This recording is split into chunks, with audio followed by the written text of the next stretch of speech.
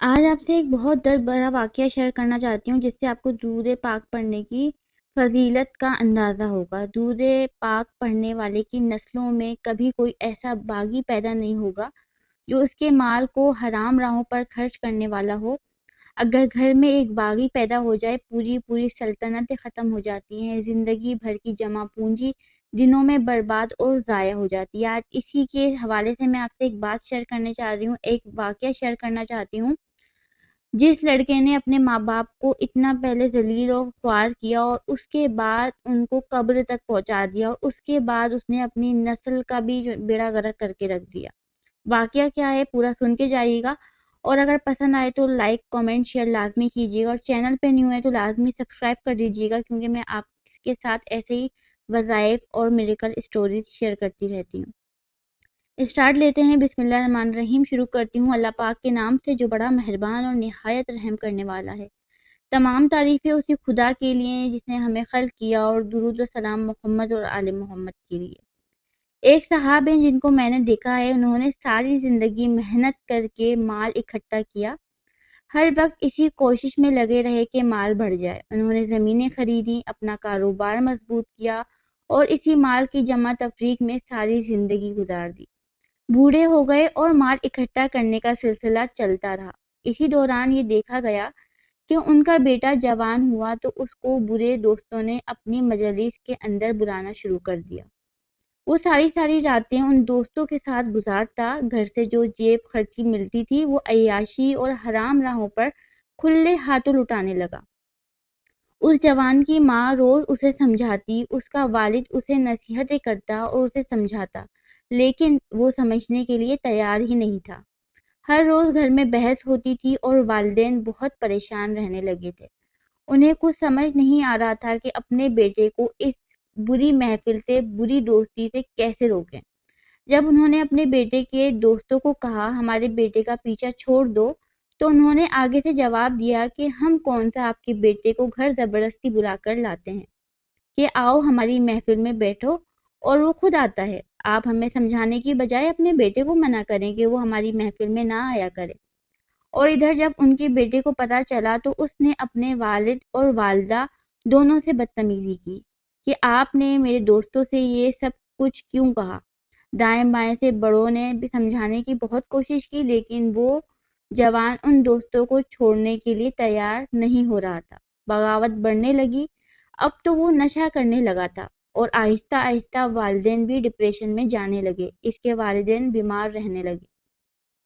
جب گھر سے ملنے والی جیب خرچی سے کام نہ چلتا تو وہ گھر سے چوری پیسہ نکال کر لے جاتا اور اپنا نشہ پورا کرتا۔ کسی نے مشورہ دیا کہ بیٹے کی شادی کر دیں، بیوی آئے گی، ذمہ داری سر پر پڑے گی تو اس کو سمجھ آئے گی۔ والدین کو یہ مشورہ مناسب لگا تو انہوں نے اس کی مرضی اور پسند کے مطابق رشتہ طے کر کے اپنے بیٹے کی شادی دھوم دھام سے کر دی۔ اس کی شادی کر دی گئی، لیکن معاملات سنورنے کی بجائے مزید بگڑ گئے۔ وہ بیوی کو مارتا تھا۔ اب شادی کرنے کے بعد مسائل ختم ہونے کی بجائے مزید بڑھ گئے۔ الجھنیں اور بغاوت کا یہ سلسلہ چلتا رہا۔ والد ہر وقت پریشان رہتا تھا کہ جس مال کو جمع کرنے میں میں نے پوری زندگی لگا دی وہ برباد ہو رہا تھا، اور جو اپنے بیٹے کے بارے میں خواب دیکھے تھے وہ چکنا چور ہو رہے تھے۔ اسی ٹینشن دکھ کی حالت میں پہلے باپ چل بسا، پھر کچھ عرصے کے بعد زخمی دل کے ساتھ ماں بھی اس دنیا سے چلی گئی۔ والدین کے دنیا سے جانے کے بعد بھی اس کی غفلت اور بغاوت ختم نہ ہوئی۔ اس کی بے روی نے اس کی جائیدادوں کو برباد کر دیا، اس کے والد کی جمع پونجی حرام راہوں پر ضائع ہوتی چلی گئی۔ اب وہ تھا اور اس کی بری محفلیں تھیں۔ آئے روز محافل اس کے خرچے سے سجائی جاتی، حتیٰ کہ ایک وقت ایسا آیا کہ وہ مانگ کر سگریٹ پینے لگا، اور اس کے وہی دوست جو اس کو سیٹ چودھری سخی کہہ کر پکارتے تھے اس سے دور بھاگنے لگے اور اس سے کترانے لگے۔ وہ کوڑی کوڑی کا محتاج ہو گیا، اس کا گھر برباد ہو گیا، اس کی بیوی اس کو چھوڑ کر چلی گئی، اور آج وہ دھکے کھاتا ہوا ذلت کی زندگی گزار رہا ہے۔ یہ وہ کہانی ہے جو ہمارے معاشرے میں ہر شہر میں آپ کی تھوڑی سی کمی پیشی کے ساتھ ملے گی۔ یہ دکھ بھری داستانیں ہیں، ہمیں دائیں بائیں دکھائی دیتی ہیں۔ آج ہزاروں ایسے گھرانے ہیں جن میں بچوں نے والدین کے مال و دولت کو تلے میں اڑا کر خود کو بھی برباد کیا اور اپنی آنے والی نسلوں کو کنگلا کر گئے۔ اگر میں اور آپ اپنی نسلوں کو بے راہ روی، حرام راہوں اور منفی سرگرمیوں سے بچانا چاہتے ہیں تو درود پاک کو لازم اپنی زندگی میں شامل کریں۔ اگر آپ اور میں اپنی رزق حلال اور مبنی جمع پونجی نسل در نسل چلانا چاہتے ہیں تو درود پاک کو اپنے معمولات میں ضرور رکھیں۔ انشاءاللہ درود شریف کی برکت سے خیریں ملیں گی، عافیت ملے گی، رب نسلوں کی بغاوت سے بچائے گا اور سدا خیریں ملتی رہیں گی۔ تو یہاں پہ جیسے سٹارٹ میں بتایا گیا تھا کہ درود پڑھنے والے کی نسلوں میں کبھی کوئی ایسا باغی پیدا نہیں ہوگا جو اس کے مال کو حرام راہوں پر خرچ کرنے والا ہو۔ اگر گھر میں ایک باغی پیدا ہو جائے پوری سلطنتیں ختم ہو جاتی ہیں۔ تو اسٹارٹ میں جو یہ جملہ بولا گیا ہے یہ آپ کو اس واقعے سے اندازہ ہو گیا ہوگا کہ یہ گھرانہ کیسے برباد ہوا۔ ماں نے، باپ نے جمع پونجی جمع کرتے کرتے پوری زندگی لگا دی اپنی اولاد پہ کہ میری اولاد اپنی نسل پیدا کرے گی، اس کی نسل تک بھی یہ چیزیں بڑھیں گی، کیونکہ اس نے اتنی محنت کی، اتنا پیسہ جمع کیا، اتنی مال و دولت جمع کی، لیکن اس لیے جمع نہیں کی تھی کہ وہ نشوں میں اڑاتا رہے، کیونکہ نشہ ایک ایسی چیز ہے اور بری محفل اور برے دوست ایسی چیز ہیں کہ آپ کا سارا کچھ جمع پونجی جو ہوتی ہے نا وہ ختم کر دیتی ہیں۔